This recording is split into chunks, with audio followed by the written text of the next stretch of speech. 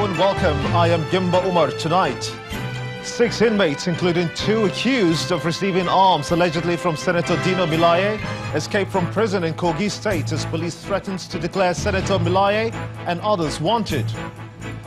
Senator Melaye asked police to produce 2 persons accused of arms possession, vows to sue Inspector General of Police for alleged intimidation, harassment and blackmail. The National Assembly passes the Petroleum Industry Governance Bill seeking to provide for the governance and institutional framework for the petroleum industry. And US President Donald Trump says he's keen to meet Kim Jong-un after the North Korean leader's trip to China. On business news tonight, Central Bank of Nigeria is set to hold its first Monetary Policy Committee meeting for 2018 as 5 recently confirmed members assume duty. On sports news tonight, the Nigeria Football Federation stays positive despite the Super Eagles' 2-0 loss to Serbia in Tuesday's pre-World Cup friendly in London. And from Abuja, the Federal High Court in Kaduna State dismisses suit filed by the former chairman of Pension Reform Task Team, Mr. Abdulrashid Maina, against the Economic and Financial Crimes Commission.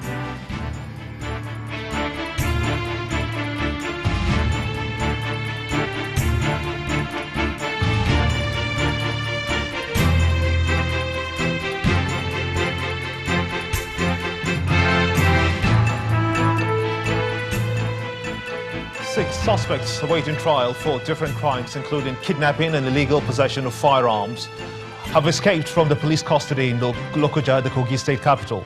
2 of the escapees were recently paraded by the police false public relations officer, Jimoh Moshood, for illegal possession of firearms allegedly supplied by Kogi West Senator Dino Melaye. The Kogi State Police Commissioner confirmed that the suspect broke away from a detention cell at the SARS headquarters in Lokoja, the Kogi state capital.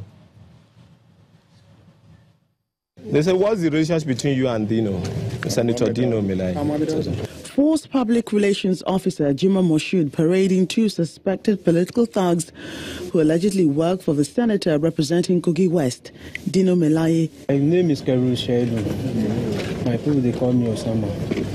But the ringleader, Kabiru Saidu, is said to have escaped from police custody alongside 4 others in the early hours of Wednesday following a jailbreak at the SARS headquarters in Lokoja, the state capital. Our cell, that's the SARS cell in A Division, was broken by suspect and 6 suspects escaped. 2 of them were involved in the case of Dino Melaye. Although Channel's television's crew and other journalists were denied access to the cell, the Kogi State Police Commissioner explains that the escape was well planned and may have been carried out with the help of some officers on duty. The policemen on guard, we have about 12 of them, 5 SARS operatives and 7 of our conventional police. All of them were rounded up. They are under interrogation. They will be investigated. As soon as we determine their culpability in the escape of this suspect, they will be arraigned in court. The key suspects had been declared wanted by the police a long time ago before they were arrested and arraigned in Lokoja 2 weeks ago. For now, the suspects are on the run, but the police has given an assurance that in no distant time they will be rearrested. Senator Dino Melaye is threatening to sue the Inspector General of Police, Ibrahim Idris, over the reported escape of 2 suspects from jail in Kogi State, who had earlier accused him of being their sponsor and gun supplier. Senator Melaye is giving the Inspector General of Police 48 hours to produce the accused persons or face a lawsuit, as he argues that the accused persons are presumed innocent until proven guilty. He says it is worrisome that the suspect escaped on a day when they were all scheduled to appear before the Lokoja High Court and the police failed to produce the 2 persons. There is a reported case in Lokoja that there was jailbreak at 5 a.m. this morning and the 2 suspects have escaped. Mr. President, we were all supposed to appear before the Lokoja High Court this morning. Lo and behold, my lawyers were in court at 9 a.m.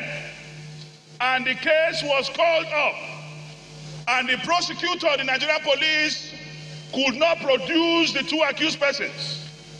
Instead of producing the two accused persons, they asked the judge to issue a bench warrant for my arrest. But the judge refused to grant their prayers. And the judge said, despite the fact that I have not been served, I sent representation to the court. And the main principal accused persons are absent in court. So she cannot grant them bench warrant for my arrest. To cut a long story short, the matter has been adjourned to May the 10th. I want to use the opportunity and in the principle of justice to call on the Inspector General of Police that within 48 hours, he must produce these two accused persons. Because despite the fact that they are accused, they are presumed innocent until proven guilty. They also have right to life. So the police must, as a matter of urgency, produce these two accused persons. Failure to do so, I am going to sue the IG for intimidation, for harassment, for blackmail, for mental assault. In the meantime, the Inspector General of Police, Ibrahim Idris, has ordered the immediate removal of the Kogi State Police Commissioner, Ali Janga. The removal order follows the escape of the 6 suspects from police custody earlier today. Other police officers implicated in the escape include the Commander, Special Anti-Robbery Squad, SARS, and the DPO, A Division, Lokoja. Both of them have been redeployed on the IGP's orders. The police spokesman, Jimoh Moshood, in a statement says that the officers are facing disciplinary action for negligence, dereliction of duty, and gross misconduct. Mr. Esther Sunday Ogbu, who is the Commissioner of Police in charge of federal operations at the force headquarters in Abuja, has been directed by the IGP to take over as the new Commissioner of Police in Kogi State. And away from controversial stories from Kogi State, the President will on Thursday begin a 2-day official visit to Lagos State. During the visit, President Muhammadu Buhari will inspect some ongoing projects in the state, including the ongoing construction works at the Eko Atlantic City, Victoria Island. In a statement announcing the visit, the state government explains that the President will attend the colloquium organized to mark the 66th birthday of the national leader of the All Progressives Congress, Chief Bola Tinubu. The President will, among other engagements, officially flag off the construction of the Lekki Deep Sea Port project at Ibeju, Lekki, and commission the newly built Ikeja bus terminal.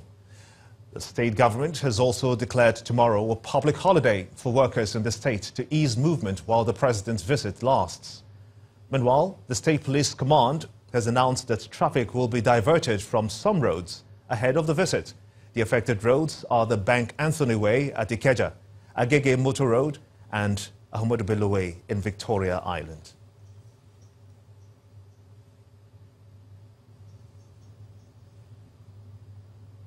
Governors of the Southwest states have agreed that states in the region will embark on a RISE accelerated program for integrated development.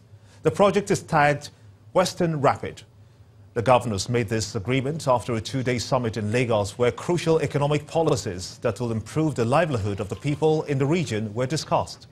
6 states of the region that make up the bloc monitor the process for the Murtala Mohammed International Airport concession into a world-class infrastructure. It is the second meeting of the governors in the last 6 months intended to achieve regional integration. Our reservation is strictly on the memorandum of land that each state has committed to giving Lagos for massive rice production.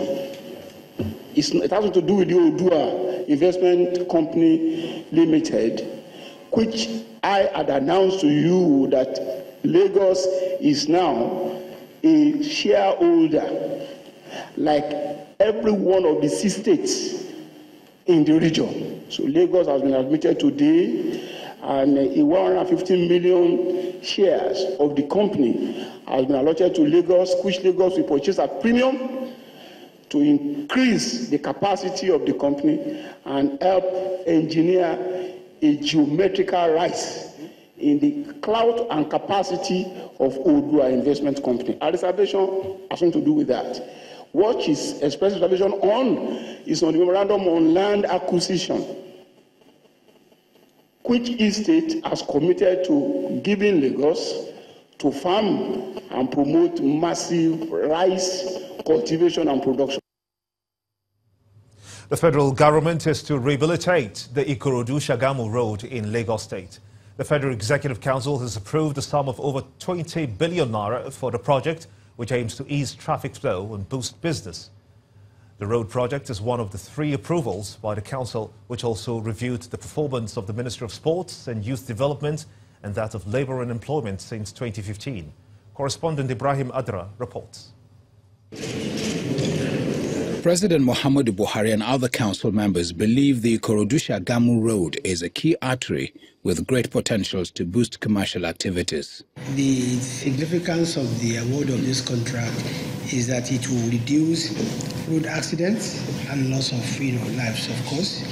And of course, it will reduce the travel time and the operating cost of transporters and commuters. Over 800 million naira is also approved for the construction of a faculty of law at the University of Uyo, Akwa Ibom State. For the university, it will enable it to house the faculty of law on its main campus and then provide office spaces, moot courts, and so on. The aviation sector's quest to train personnel in fire detection and fighting gets a positive response in a move that aims to end the practice of seeking such trainings abroad. The council gave approval of 4.2 billion naira to set up a befitting facility at the College of Aviation and Technologies area. Contract for the design, manufacture and installation of fully automated fire and smoke aircraft training simulator in Nigerian College of Aviation Technologies area. The number of years... The Ministers of Sports and Youth Development and his counterpart in the Ministry of Labour and Employment give account of their ministry's achievements since 2015. The democratization of the national federations by the ministry as a policy thrust have gone a long way in improving performances in sports. It has also rebuilt the confidence of our athletes, which is giving the ministry the desirable results we are having. We have the Youth Employment Scheme under the Federal Ministry of Labour and Employment. This is anchored by the National Directorate of Employment, where unemployed graduates are taught how to be self-sustaining. From the presidential villa in Abuja, Ibrahim Adra, Channels Television News. The National Assembly has passed the Petroleum Industry Governance Bill, which seeks to provide for the governance and institutional framework for the petroleum industry. The Petroleum Industry Governance Bill is the first part of the Petroleum Industry Bill to be passed by the National Assembly. It imposes a 5% fuel levy on fuel sold across the country to be used to finance the Petroleum Equalization Fund. The bill also seeks to unbundle the Nigerian National Petroleum Corporation, NNPC, and provide for the establishment of the Federal Ministry of Petroleum Incorporated, Nigeria Petroleum Regulatory Commission, Nigerian Petroleum Assets Management Company, and National Petroleum Company. The Conference Committee recommends for the adoption and approval of the harmonized version of the bill as follows. That the Senate do consider and approve the Conference Committee report on a bill for an act to provide for the governance and institutional framework for the petroleum industry and for other related matters 2018 as recommended. In part 2, after the break, court gives Senator Naya Abaribe and 2 others till June 26 to show cause why they should not forfeit 300 million naira bail bond due to Kanu's continued absence in court. Please stay with us.